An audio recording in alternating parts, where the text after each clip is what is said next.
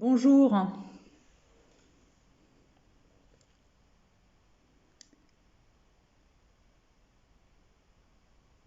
bonjour à chacun, chacune. Voilà, je pense que vous m'entendez bien, suivant les tests qui ont été faits juste avant. Ça marche, ça marche, ça marche. Alors, je me présente, en fait, je m'appelle Myriam Marseille-Prête. Je suis psychanalyste humaniste initiatique. J'ai été certifiée au sein de l'Institut.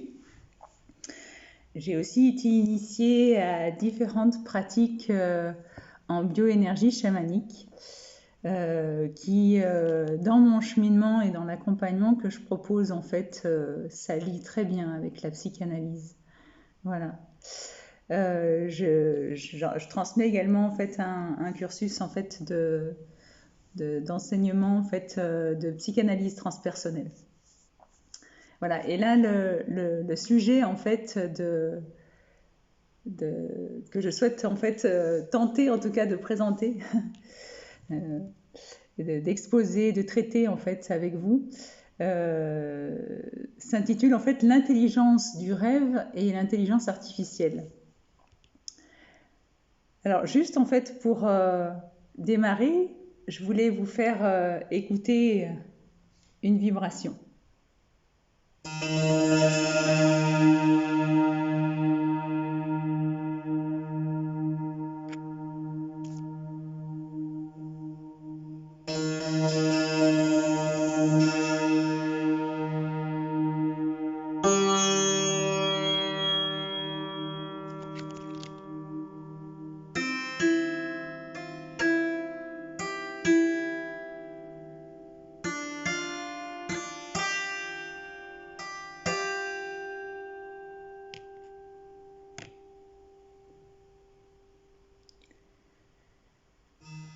L'intelligence du rêve et l'intelligence artificielle.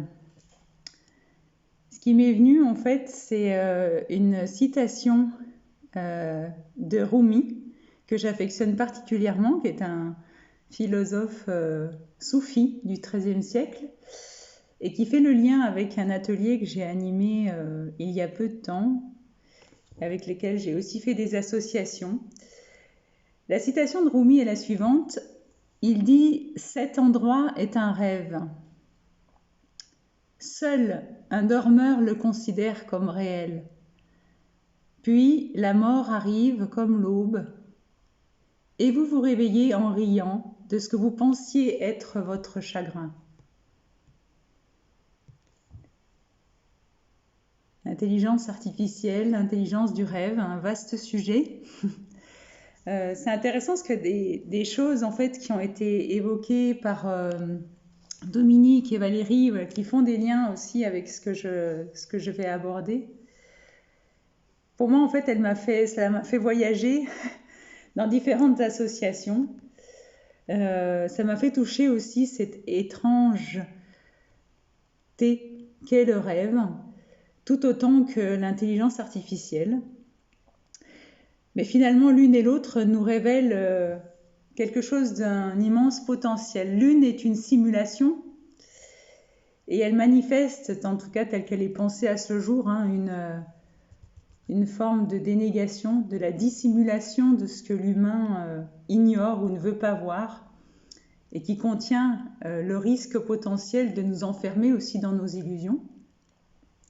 Peut-être une nouvelle illusion finalement issue de notre représentation erronée de nous-mêmes, du monde. Et elle peut devenir, et là je vais reprendre en fait un mot, une expression en fait utilisée par Roland Gori, elle peut devenir une nouvelle version de la fabrique de nos servitudes. Et pourtant, en fait, elle nous offre aussi l'opportunité, puisqu'en fait, c'est aussi ça qui est intéressant dans cette conférence, c'est de regarder en fait sur quoi ça nous ouvre.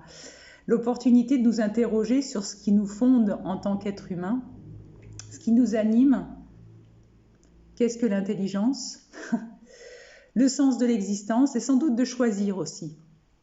Voilà. Et l'autre, l'intelligence du rêve, est naturelle et normale. Elle existe depuis la nuit des temps, l'humain rêve. Elle ouvre un espace intérieur, un territoire inconnu.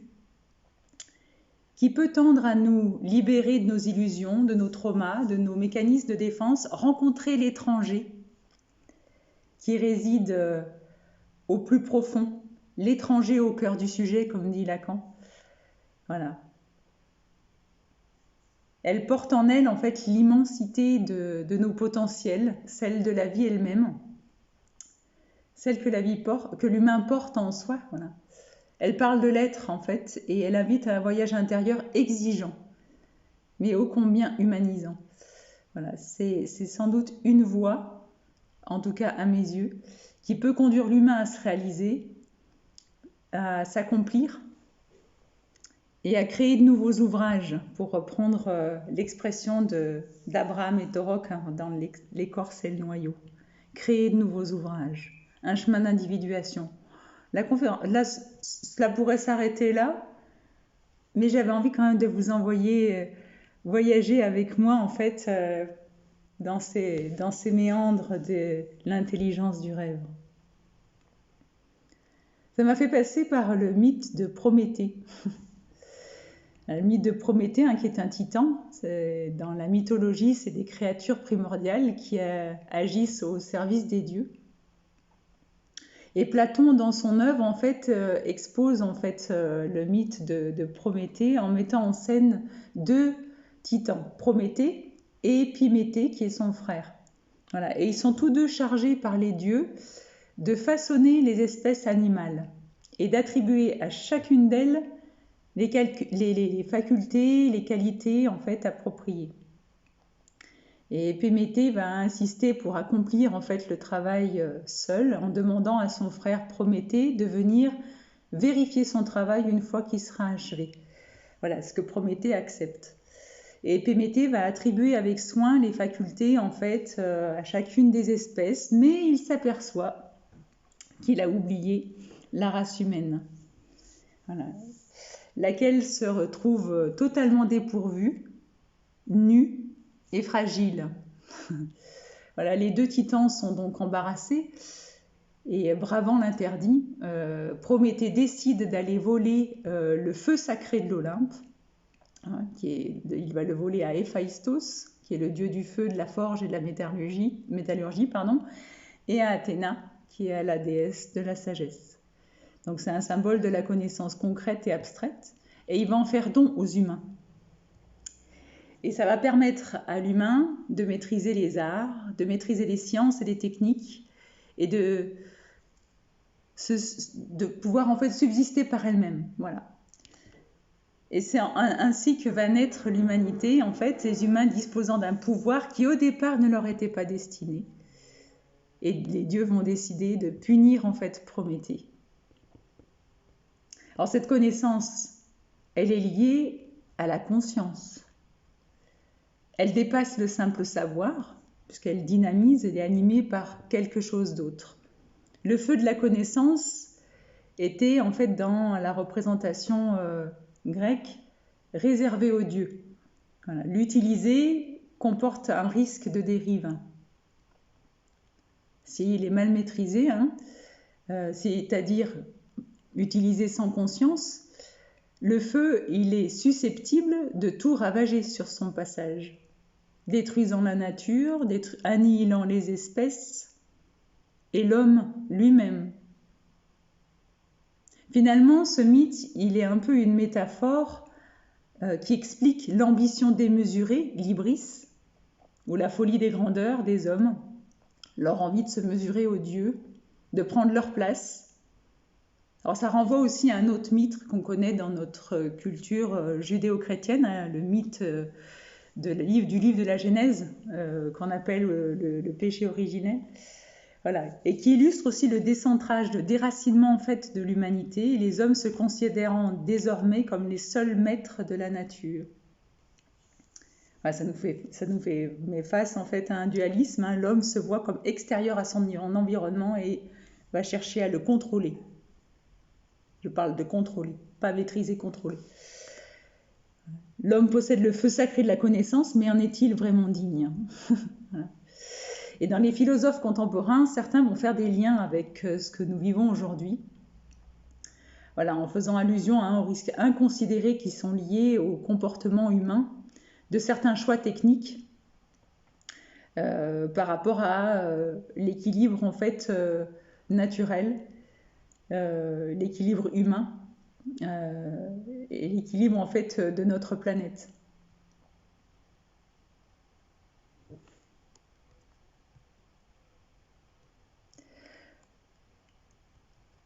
Quand on regarde, en fait, aujourd'hui, l'intelligence artificielle, tout à l'heure Valérie l'a nommé, Dominique aussi, voilà, l'intelligence artificielle, elle est pensée dans un système, une pensée capitaliste. À ce stade, l'intelligence artificielle, elle n'est pas mise au service de l'humanité. Elle est mise au service de quelques-uns, par hybris, qui rêvent de dominer le monde. Voilà. Rabelais disait, une science sans conscience n'est que ruine de l'âme. Voilà. Elle est développée dans un but utilitariste, mais mercantile, elle n'est pas humanisante.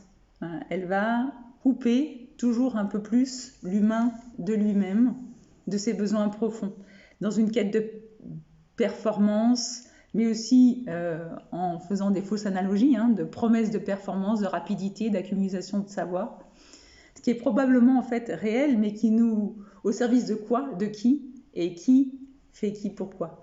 L'intelligence artificielle, elle va maintenir finalement l'individu loin de la conscience. Et moi, ça m'a renvoyé en fait à un élément où je me suis demandé en fait, mais qu'est-ce qu'on cherche en fait à travers l'intelligence artificielle? C'est comme si on extériorisait notre capacité d'imaginer et de penser en fait.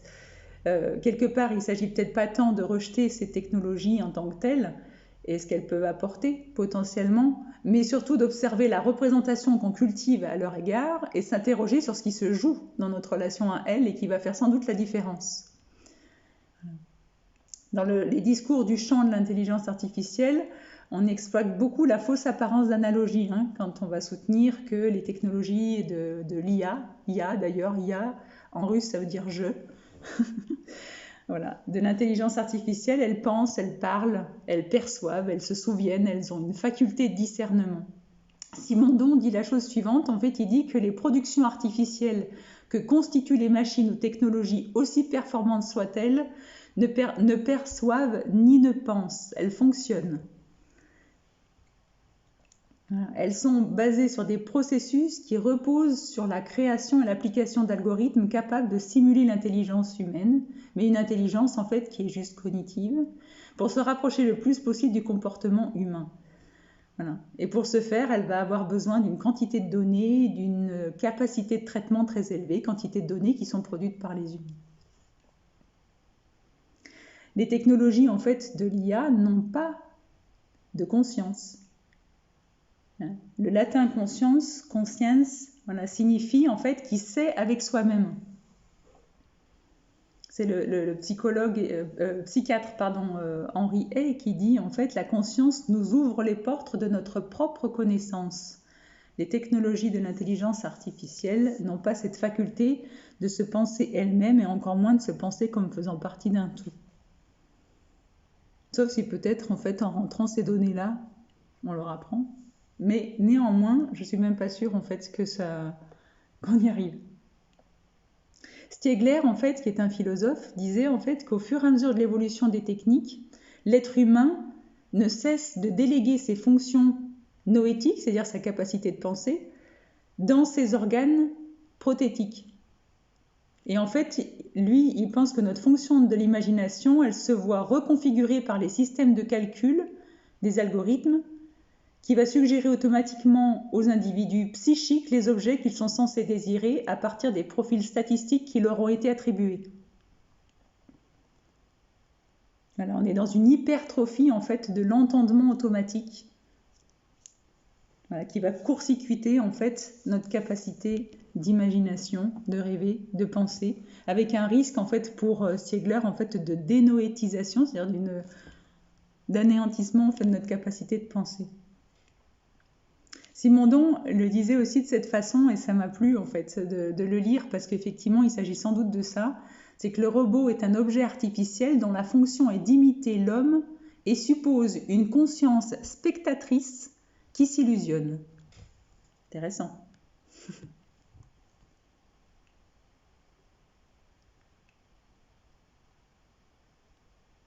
Alors, en allant un petit peu plus loin, en fait, derrière l'éloge de la simulation, il me semble qu'il se cache en fait une dénégation, la dénégation de la dissimulation. La dissimulation de nos démons intérieurs, de nos ombres, de nos fantasmes, de nos illusions, de tous nos mécanismes de défense, tout autant que l'immense potentiel de conscience qui, s'il est ouvert, nous ouvre les portes du discernement. En fait, je suis passée aussi par Serge Tisseron qui a écrit un livre qui s'appelle « Le jour où mon robot m'aimera » et qui écrit en fait qu'à dénier notre capacité de penser et de créer, finalement les chercheurs, les programmateurs et peut-être même nous-mêmes, si nous n'y prenons pas garde, nous transforment en autant de récepteurs manipulés de leurs paroles, donc de leur représentation du monde et de leur logique. Quand un homme oublie qu'il est porteur de la parole, il ne parle plus. Et Lacan le disait ainsi, c'est bien en effet ce qui se passe, la plupart des gens ne parlent pas, ils répètent. C'est pas tout à fait la même chose. Voilà. Quand l'homme ne parle plus, il est parlé. Dominique le disait tout à l'heure dans son intervention.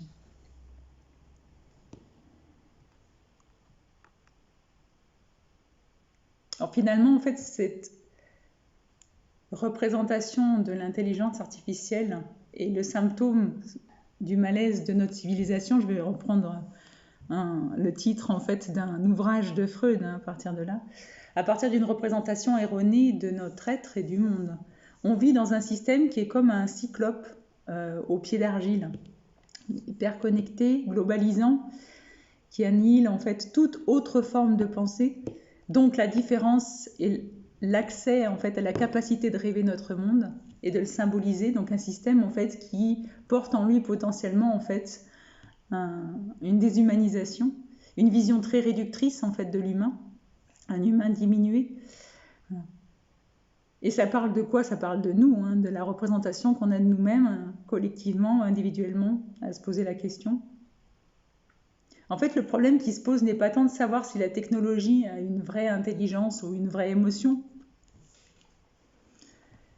mais pourquoi on est si enclin à leur attribuer cela, en fait.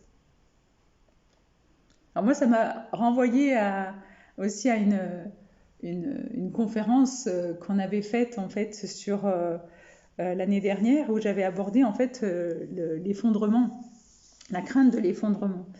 Et j'étais passée par Roland Gori en fait et je faisais des liens en tout cas avec cela.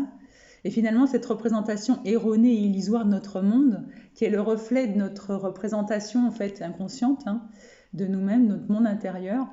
Voilà, on est dans une représentation en fait qui est basée sur une vision matérialiste en fait du monde, voilà, qui va nous conduire en fait vers le fait que la matière est l'alpha et l'oméga. Dominique le disait en fait tout à l'heure à travers notre représentation finalement de l'intelligence. Voilà, l'alpha et l'oméga de la représentation de l'univers en fait et de nous-mêmes va passer que par ce prisme-là. Voilà, qui va nous conduire à une négation de la vulnérabilité en fait, des ressources naturelles, une négation de la temporalité et des cycles de la nature, qui sont nécessaires pour son renouvellement, à une objetisation de toutes les formes de vivant et sa marchandisation, c'est-à-dire du coup l'autre, quel qu'il soit, devient un objet pour combler un manque, le manque à être, comme dit Lacan. La création compulsive de besoins aussi, qui sont jamais assouvis, qui poussent à une consommation en fait débridée. Finalement, une méconnaissance aussi que notre réalité terrestre a des limites, à commencer par notre propre corps. Notre corps est mortel et il est partie intégrante de notre être. On y reviendra. Une identification aussi à ces souffrances, identification à une représentation erronée de soi, une occultation de toutes les dimensions les plus subtiles qui ne sont pas palpables avec nos organes sensoriels physiques, de notre être et de ce qui nous entoure. On va fantasmer un vide intérieur, donc qu'on ignore et qu'on va chercher à combler par des artifices extérieurs, avec des symptômes qu'on observe, une société qui est infantilisante, dans la toute-puissance du moi tout de suite, voilà, une illusion qui nous conduit vers une régression importante et qui va éveiller des angoisses Voilà, des angoisses profondes inhérentes à notre humanité, angoisse de dissociation, notamment, l'illusion de se perdre. Voilà, une aliénation à l'autre, hein, qui pense pour nous ce qui est bon pour nous à notre place, qui va passer par la robotisation, finalement l'autre va devenir le robot. Les algorithmes créés par d'autres pensent pour nous. Searle, en fait, disait aussi que dans son ouvrage L'environnement non humain, parle de l'émergence d'un nouveau type en fait, d'individu, l'homme instant, voilà, dominé par le besoin de satisfaction immédiate, donc intolérant à la frustration. Voilà, le temps et l'espace réduits à l'urgente immédiateté du temps réel, comme il dit. Voilà. L'homme instant ne peut que chercher en permanence la satisfaction la plus totale possible de ses désirs. Voilà. Le culte de la performance, une dictature de l'efficacité, une course à la perfection qui ne fait que renforcer les failles narcissiques et pour correspondre finalement à une image complètement erronée, survalorisée, définie par l'extérieur, qui nous amène à sacrifier notre être, à nous en éloigner, qui aboutit à une perte de sens, à une insatisfaction en permanence et qui nous conduit à une angoisse, de regarder en fait l'autre comme un étrange, inquiétant. Et pourtant, en fait, en miroir, l'intelligence artificielle, elle nous renvoie quelque chose. Elle nous renvoie aussi à nos fondations, à qui nous sommes en réalité.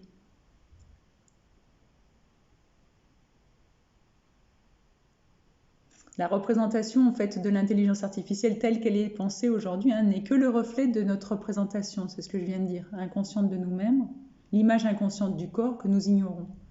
Mais qu'est-ce qu'on cherche à travers cette technologie? Est-ce que, c'est une hypothèse, on ne chercherait pas le rêve et au-delà du rêve, la conscience? Est-ce que l'intelligence artificielle finalement ne nous renverrait pas à nous regarder en face, à aller au-delà des apparences et à oser percevoir la réalité de notre être que nous ignorons ou méconnaissons? L'hypothèse que j'aimais, c'est qu'elle pourrait bien en fait nous renvoyer finalement notre désir profond, caché, de vérité, de connaissance, d'être, de conscience. Voilà.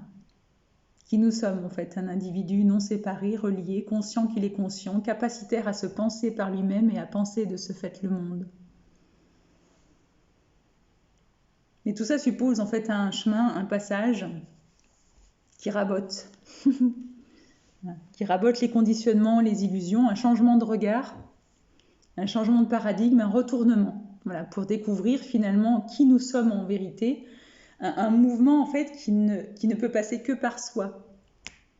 Voilà. Et pour aller vers soi, ça passe par moi. Ça suppose en fait d'entrer dans cette matière. Et ça ne peut pas passer par la technologie en fait dite d'intelligence artificielle. On se retrouve bien finalement face à un enjeu qui met à jour en fait tout notre système inconscient de pensée, nos failles, et nous pose une question en fait, qu'est-ce que tu veux? Dans les traditions, elles l'évoquent depuis la nuit des temps et dans tous les continents, voilà, que le chemin d'humanisation est un retournement intérieur pour aller chercher les réponses en soi et entrer dans la vraie vie. La connaissance n'est pas qu'une somme de savoir accumulés, voilà. Mais elle est bien au contraire en fait l'abandon de ces savoirs afin de laisser place à la vérité, à soi-même, aux autres et à la présence cosmique. Mais ça fait peur. Alors une autre voie est possible et il me semble en fait que le rêve en fait partie. C'est intéressant de constater en fait que dans l'étymologie du mot rêve, partout où j'ai regardé, en fait, ça renvoie à une connotation dépréciative, négative. Voilà, le rêve, c'est délirer. C'est sortir du sillon. Celui qui rêve, il divague. Il extravague. Il erre. Voilà, il erre. Au XIIIe siècle, en fait, il y a un mot en fait, qui est sans doute une racine du mot rêver, qui dit en fait errer, aller ça et là pour son plaisir, divaguer. Voilà. Le rêve est l'errance de la pensée, une divagation extravagante. Le Littré va même rapprocher en fait le mot rêver de to rave en anglais, qui veut dire avoir le délire. En haut allemand, reben, ou du latin rabies, qui est la rage quand même. Avoir du délire. L'image de l'errant, du vagabond, qui ne sait où il va et qui traduirait en fait le vécu du rêveur, voilà. Qui ne sait plus où il va et du caractère décousu du rêve, qui erre ça et là. Et pourtant, en fait, comme je le disais en introduction, le rêve est un phénomène naturel et normal. Et la confusion vient sans doute de ce que le contenu du rêve est symbolique et a donc plus d'un sens. Voilà. Ce n'est pas rationnel. Ça n'entre pas dans la même logique. Pour Jung, en fait, les symboles indiquent des directions différentes, en fait. C'est différent de celles de notre conscience ordinaire. Elles renvoient à quelque chose d'autre, quelque chose qui est soit inconscient, soit partiellement conscient, à un savoir qui nous échappe à plus grand que soi, sans doute. Et effectivement, à mes yeux, le rêve conduit le rêveur dans un champ informationnel vaste, à commencer par son inconscient personnel, le refoulé et les mécanismes de défense, à travers une symbolique, mais aussi bien au-delà. Le sujet qui rêve peut devenir conscient de son inconscient et cesser de se laisser duper. Lacan dit les non-dupes errent, les non-dupères. Le rêve est énigmatique, il est initiatique. La puissance du rêve, il nous invite à traverser le miroir pour décrypter en fait le message de notre inconscient, à commencer par celui de notre vécu personnel, on y reviendra. Mais ça demande de la patience et du temps. Le tout de suite, ça ne fonctionne pas. Voilà. Et encore moins les interprétations restrictives ou les recettes prêtes à penser. Là, pour Anne Dufourmentel, puisque je suis beaucoup passée par son ouvrage, en fait, L'intelligence du rêve, elle dit que ce que peut le rêve est immense, réparer, se remémorer, prophétiser, écouter, mettre en garde, terroriser, apaiser, dévoiler, libérer et nous permettre d'oublier. Le rêve, la voie royale vers la connaissance de son inconscient. Et oui, le rêve est le miroir en fait de notre psyché. Un peu comme un pont entre le visible et l'invisible, entre les mondes. Il ouvre des portes. Depuis tous les temps, en fait, dans l'Antiquité et dans tous les textes et dans toutes les traditions orales, en fait, on retrouve la référence au rêve. Les sages de l'Antiquité, en passant par les yogis, disent en fait que le travail du rêve fait partie en fait du chemin de l'humain. Tous les textes anciens, mésopotamiens, grecs, égyptiens, latins, chinois, aborigènes, en passant par les traditions orales, aborigènes des peuples d'Amazonie, à l'Asie, en Sibérie ou en Mongolie, en fait, font mention de récits de rêves. Il y a certains chercheurs qui émettent l'hypothèse, en fait, que certaines peintures rupestres qui datent de moins de 30 000 ans avant notre ère seraient une représentation de l'activité onirique de nos ancêtres. Il y a un vieux manuscrit en fait, du IIe siècle avant Jésus-Christ en fait, qui dit la chose suivante, qui est un manuscrit qui condense en fait, la sagesse de l'Égypte ancienne, qui s'appelle Papyrus Insinger, qui dit la chose suivante: le Dieu a créé les rêves pour indiquer la route aux dormeurs dont les yeux sont dans l'obscurité.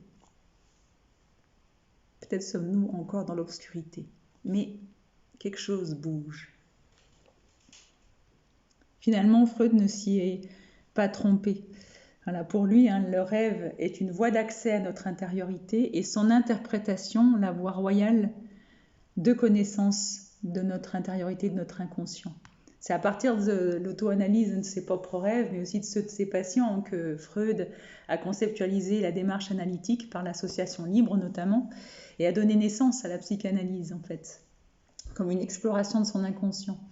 Voilà, pour Freud, le rêve va être l'accomplissement de désirs pulsionnels inavouables, mais on va voir aussi qu'il va toucher d'autres dimensions en fait, plus tard en fait, sur la fin de sa vie. Et par les associations d'idées et d'images, en fait, à partir du contenu du rêve, il va inviter de cette façon-là ses patients à révéler ce qui a été refoulé, ce qu'il n'avait pas voulu voir. Néanmoins, et je le disais à l'instant, en 1938, dans son abrégé, Freud a été plus loin. Il disait: le rêve fait en outre surgir des contenus qui ne peuvent appartenir ni à la vie de l'adulte ni à l'enfance du rêveur.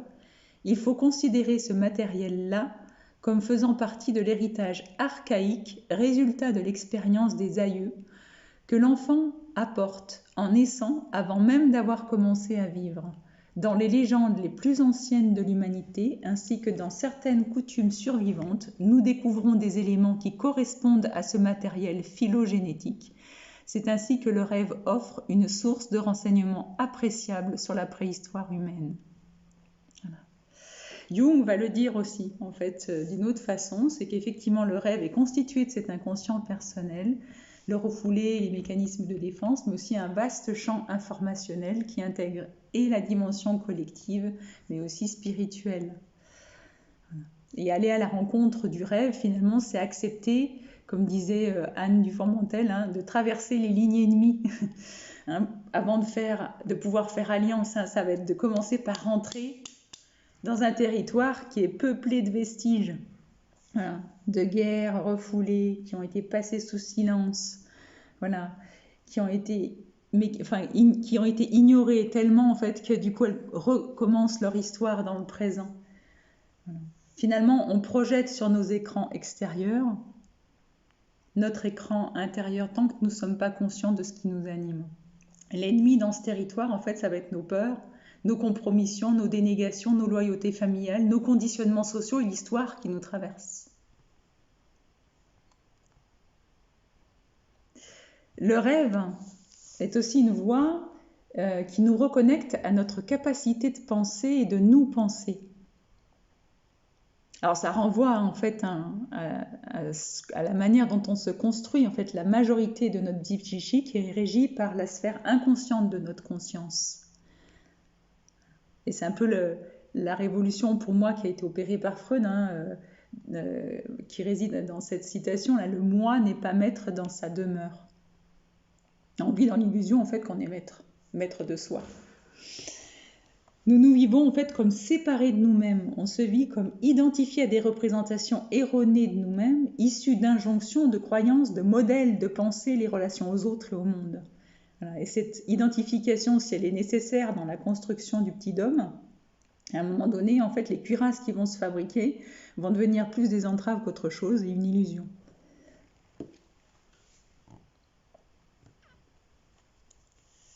Et Freud le souligne en disant que ce qui est inconscient devient plus difficilement conscient dans certains cas. Il parle du refoulé et du retour du refoulé. Et dans ce cas-là, en fait, il va souligner le fait que ce qui est fondamental, c'est qu'il va falloir le transformer pour que ça devienne conscient. Alors Roland Gori parle de symboliser son expérience, son histoire, qu'elle soit individuelle comme collective. En gros, penser par soi-même, donc sortir de l'autre pour être. Mais il ne suffit pas d'avoir des pensées, encore faut-il être capable de les penser. Là, je cite Bion. Dans le rêve, en fait, on va vivre la même fonction que celle en fait, qu'on vit lorsqu'on digère des aliments. C'est Ferenczi qui a amené en fait ce concept-là, en fait, que le rêver a une fonction de métabolisme psychique. Voilà. On va digérer les matériaux psychiques par leur symbolisation, ce qui permet le stockage pour une utilisation ultérieure. Voilà, Bion nommera ça l'expérience. Et pour Roussillon, en fait, ce mécanisme de métabolisation est la clé de l'intégration psychique. Elle s'effectue par un processus de symbolisation, de mise en sens du vécu qui rend possible un processus de subjectivation, c'est-à-dire un processus par lequel le sujet humain s'approprie son expérience vécue. Il devient maître à bord. D'ailleurs, en fait, dans Le rêve nous pense-t-il, il dit la chose suivante, il dit: dans le mode onirique, la vie pulsionnelle se concentre sur le pensée, qui seul peut alors l'accueillir, l'élaborer, lui donner forme. On n'est jamais aussi exclusivement livré aux pensées que lorsqu'on fait des rêves. Waouh! L'activité de penser dans le rêver. Le rêve est un génie guérisseur ou, dit autrement, une reconnexion à notre médecin intérieur. Dans la vision toltèque, en fait, on crée notre réalité, la réalité dans laquelle nous vivons sur plusieurs plans. En fait. Si un individu souffre d'un symptôme, quel qu'il soit, l'approche chamanique toltèque, en fait, suggère qu'il pourrait être à même de le transformer. Voilà. Et dans ces traditions, le symptôme est issu d'un rêve illusoire et l'individu peut changer le rêve. Donc on va rejoindre en fait aussi d'autres traditions qui vont notamment par l'entremise de rituels du rêve travailler en fait sur d'autres dimensions, d'autres sphères en fait de ce qui se manifeste dans le symptôme. Dans ces traditions, le chaman va apprendre à rentrer dans ses rêves, à en modifier le contenu et en modifiant délibérément le déroulement en fait de ses rêves, il va mettre en place en fait le pouvoir de modifier profondément son existence ordinaire qui s'apparente à un autre rêve. Rêver devient alors là, pour moi, l'art de maîtriser son corps d'énergie, à se relier au soi, notre médecin intérieur, pour le laisser être maître de notre moi. Voilà. Maîtriser n'est pas contrôler, c'est devenir maître en sa demeure. Pierre Lambeil, qui est un psychiatre et psychanalyste, pense que le rêve serait à même de desserrer certains symptômes. Le symptôme nous parle, il raconte des histoires qui nous enseignent des choses essentielles que l'on peut accueillir et interpréter, et il fait une analogie avec le rêve qui lui aussi donne un accès à nos profondeurs, à une dimension plus vaste de nous-mêmes. On le retrouve aussi dans des dimensions en fait, corporelles, la libération que le rêve peut proposer en fait, de tensions emmagasinées en fait, au niveau inconscient, va aussi avoir un effet de catharsis en libérant des mémoires corporelles douloureuses.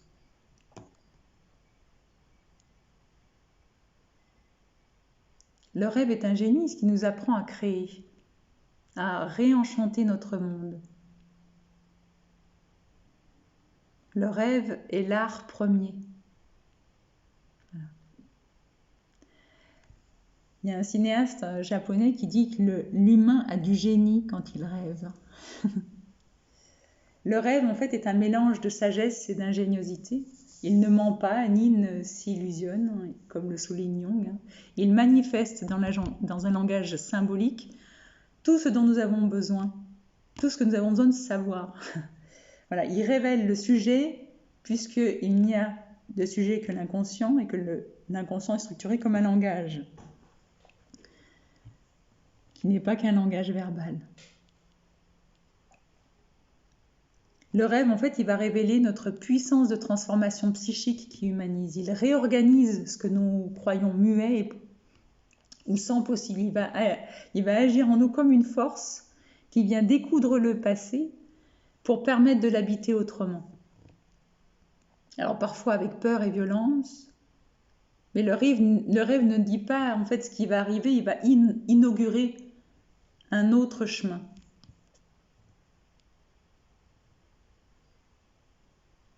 Pour certains auteurs, en fait, le rêve est comme le théâtre d'une création de sens. Voilà.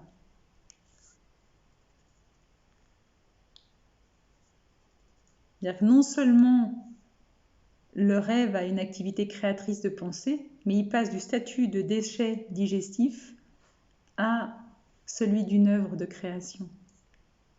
Pour Dayan, en fait, dont je parlais tout à l'heure, le rêve nous pense avant que nous pensions.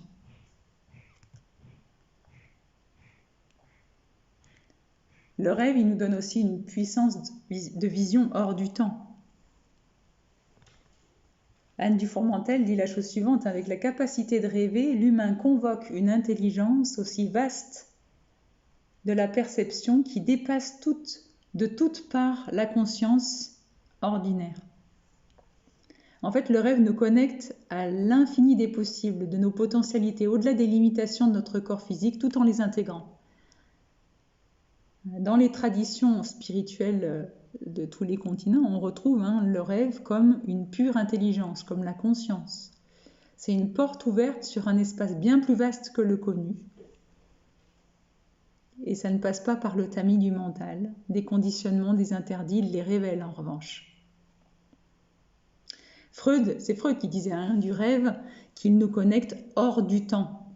Il nous donne une puissance de vision hors du temps.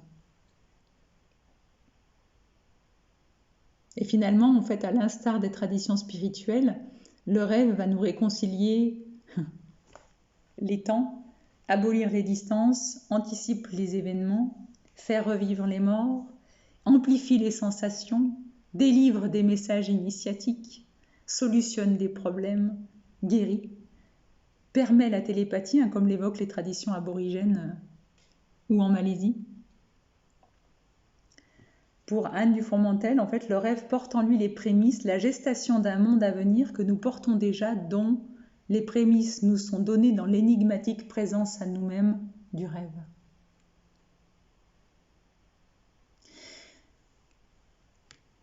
Dans mon voyage, en fait, ça m'a amené aussi vers les Tibétains. Le rêve est un apprentissage à mourir avant de mourir. Pour les Tibétains, en fait, le rêve est une préparation au grand passage, à la grande mort. Voilà. Dans cette tradition, en fait, la manière de rêver va être le reflet de ce qu'il adviendra de nous au moment de la mort. Voilà. Pour les Tibétains, on vit des passages qu'ils appellent les bardos. Et l'enjeu, en fait, est d'entretenir des conditions favorables pour que l'être puisse s'ouvrir à ce que la tradition tibétaine appelle la claire lumière, la nature fondamentale de l'esprit. Voilà. Et l'état de rêve qu'on appelle dans la tradition tibétaine Milan Bardo, c'est une préparation active au bardo de la mort. Voilà. Et ça rejoint en fait finalement les fondamentaux de toutes les traditions spirituelles et de la psychanalyse. Quelque chose doit mourir pour naître, pour passer du moi au soi. La mort fait partie intégrante de la vie, tout comme la naissance. Elle est un élément fondateur de la naissance. Rien ne peut naître sans mourir. Et les deux sont nécessaires, mort et naissance, pour que la vie se manifeste. Et quand on intègre et comprend en fait ces lois ontologiques, finalement, on rejoint ce nom du Père, cette castration nécessaire en fait pour grandir. La mort est le passage nécessaire pour dévoiler la réalité, pour sortir des illusions, pour intégrer le principe de réalité, grandir et mûrir. C'est en fait une initiation à la vie. La mort est une initiation à la vie, le rêve aussi. Dans le chemin d'individuation, en fait, c'est un chemin d'intégration progressive, d'inclusion progressive en fait, de tout ce qui nous compose. On pourrait dire en fait, qu'on doit s'incorporer à nous-mêmes des morceaux très contraires. Et dans ce processus, en fait, on a une première étape, une première épreuve. Valérie en parlait tout à l'heure, une dépossession du moi, la dissolution du moi. Amener le moi à accepter qu'il n'est pas le centre. Et faire le pas de côté pour reconnaître qu'il y a quelque chose d'autre qui est au centre et ce n'est pas moi. C'est un acte d'honnêteté au départ. La sincérité de reconnaître qu'on a fait une erreur et qu'on ne peut pas prendre toute la place. Voilà. Dans la tradition tibétaine, le rêve va permettre de développer une certaine acuité, puisque la mort et le rêve vont avoir quelque chose en fait d'étonnamment semblable, un phénomène en fait qui fait que tous les verrous sautent, tous les filtres disparaissent et on se retrouve face à l'immensité de tous les possibles. Finalement, le rêve nous veille, mais il nous éveille aussi. Il nous fait toucher du doigt une autre réalité, un autre plan de conscience. Finalement, quelle est la vraie réalité ? Est-ce que c'est celle qu'on perçoit avec nos sens physiques, notre raison ? Ou y a-t-il autre chose ? Pour les cultures traditionnelles dites chamaniques, le rêve est l'espace de la vraie réalité. On le retrouve en fait chez les aborigènes, qu'on appelle aussi les peuples du rêve, chez les Senoï en Malaisie. On le retrouve aussi chez les Jashwars, on pourra en fait décliner ça à l'infini. Voilà, la réalité ordinaire est illusion, on l'appelle Maya dans les textes védiques. Pour les aborigènes, en fait, la dimension onirique est la dimension originaire en fait du monde, elle est parallèle à lui. Voilà, tout ce qui est dans la création a été rêvé. Le temps du rêve désigne le temps qui précède la création du monde et une dimension parallèle, qui est invisible du coup au monde ordinaire, qui est habité, selon leur cadre de référence, en fait, par des esprits avec lesquels on peut communiquer.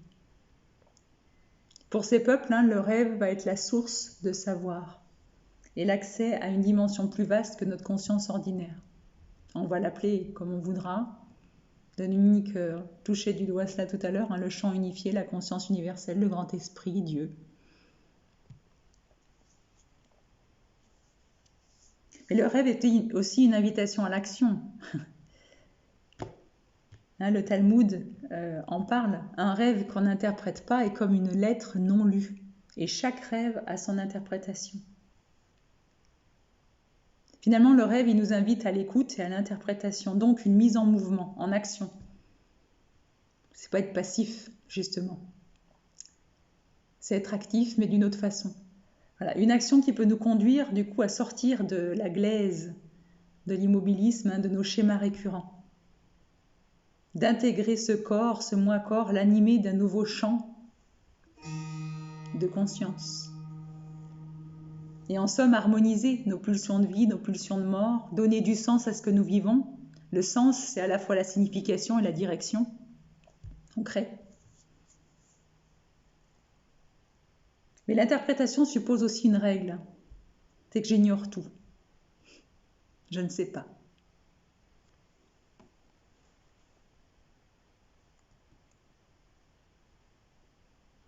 Alors pour finir, en fait, le rêve est peut-être un acte de résistance, mais pas comme un mécanisme de défense, en fait, pour le coup, peut-être pour, être dans une pulsion de vie, un acte de résistance. Il est le signe de la conscience, en fait, signe que nous sommes bien plus vastes qu'on imagine.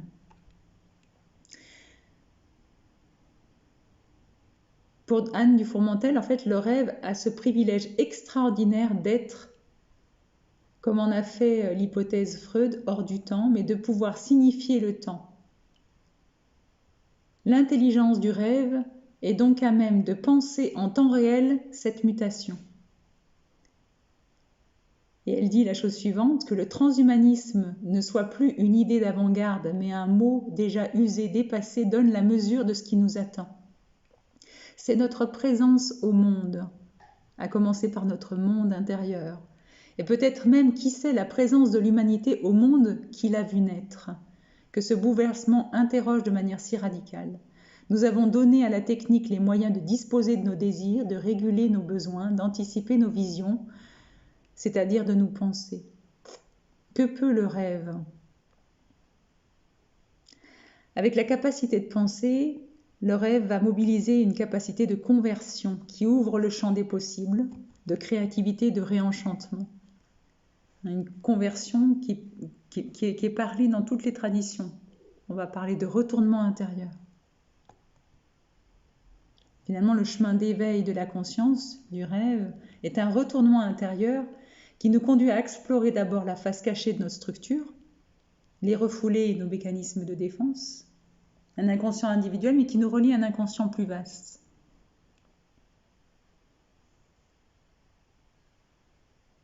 Qui va nous permettre d'entrer couche par couche, en fait, dans notre corps, notre psychisme, qui nous relie à notre histoire, notre préhistoire, celle de nos lignées, celle de l'humanité, celle de tous les règnes, animal, végétal, minéral, celle de la Terre, de tous les aimants dont nous sommes constitués, celle du cosmos, jusque dans ses représentations symboliques, archétypales des plus sombres aux plus lumineuses. C'est un chemin d'exploration des profondeurs, finalement, de notre inconscient, qui nous conduit et qui va conduire ceux qui s'y engagent vers un élargissement de la conscience ordinaire pour découvrir un monde plus vaste. Notre essence profonde, le soi, un sujet que nous n'avons jamais fini de découvrir, inquiétant, qui nous relie au plus grand que soi, non moins inquiétant. Pour Jung, hein, l'individuation n'exclut pas l'univers, elle l'inclut. Et on va voir en fait que ce chemin va passer en fait par des étapes. J'en ai parlé d'une tout à l'heure. La deuxième épreuve va conduire le moi à rencontrer son ombre sous toutes ses facettes et à arriver peu à peu à l'intégrer. Je ne suis pas que le côté lumineux ou apparemment lumineux. Je suis aussi de multiples aspects plus désagréables qui font partie de moi. Si je les accepte et je les intègre, je peux passer un cap. Voilà, et dans ce cheminement, en fait, quand ces épreuves sont traversées, les portes de l'inconscient commencent à s'ouvrir vers autre chose. On devient maître en sa demeure.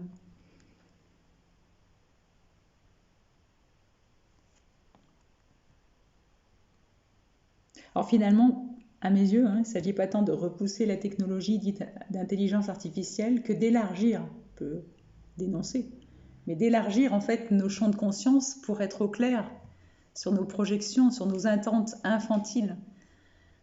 Peut-être aussi sortir d'un état d'enfant dépendant, inconscient, qui vit dans le fantasme d'une immortalité égotique. Des illusions aussi.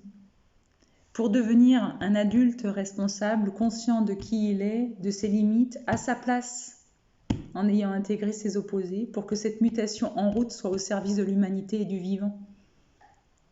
Et de ce fait, en fait, d'être conscient des discours autour de l'intelligence artificielle, de ce qu'ils véhiculent, de ne plus être dupe et de choisir. Et je terminerai en fait par cette citation de Khalil Gibran qui disait en fait « Fiez-vous à vos rêves ». Ils ouvrent la porte de l'éternité. Fiez-vous à vos rêves. Ils ouvrent la porte à l'éternité. Je vous remercie.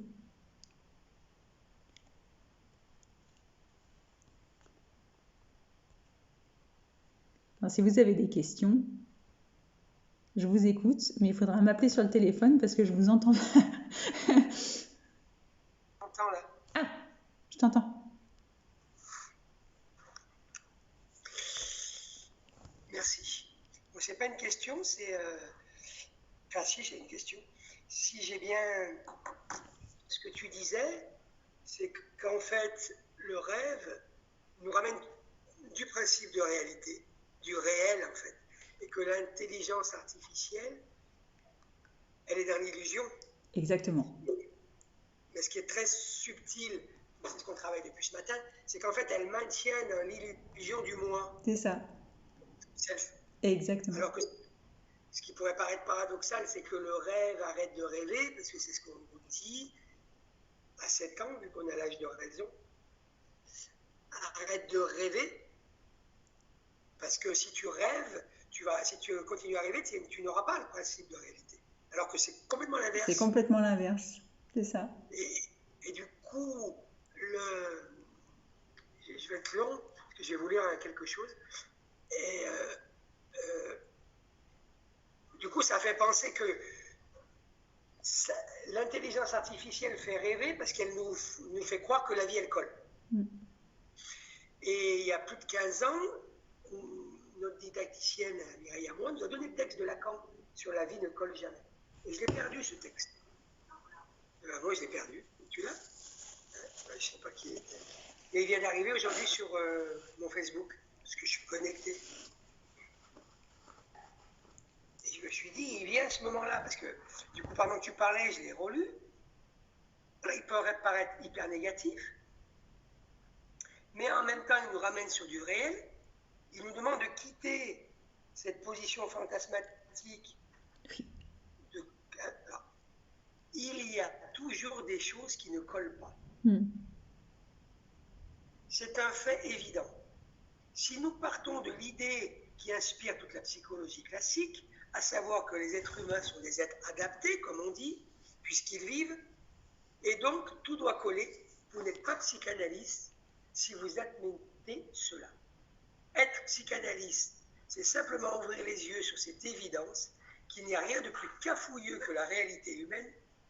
Si vous croyez avoir un moi bien adapté, raisonnable, qui sait naviguer reconnaître ce qu'il y a à faire et de ce qu'il n'y a à ne pas faire, tenir compte des réalités, il n'y a plus qu'à vous envoyer loin d'ici.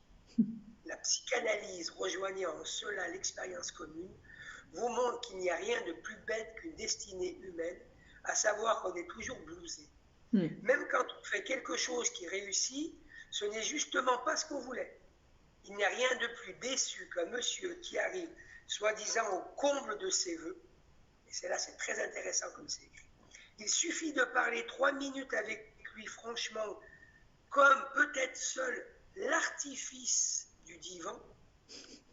L'artifice. Du divan psychanalytique le permet, pour savoir qu'en fin de compte, ce truc-là, c'est justement ce truc dont il se moque. Et qu'il est de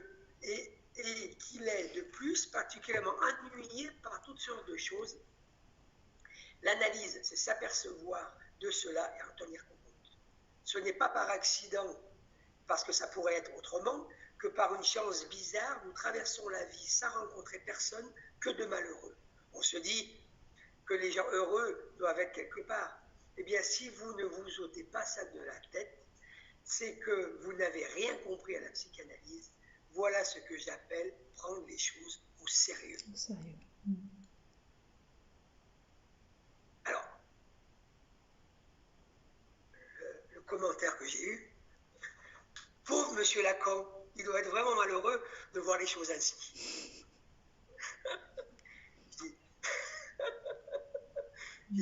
Et non, au contraire, il permet de sortir de nos symptômes, celui de chercher ce que nous sommes déjà, d'où nos névroses et nos somatisations. Personne, je sais pourquoi je dis ça. Sortir de l'illusion nous convoque dans le principe de réalité. Seul principe de guérison.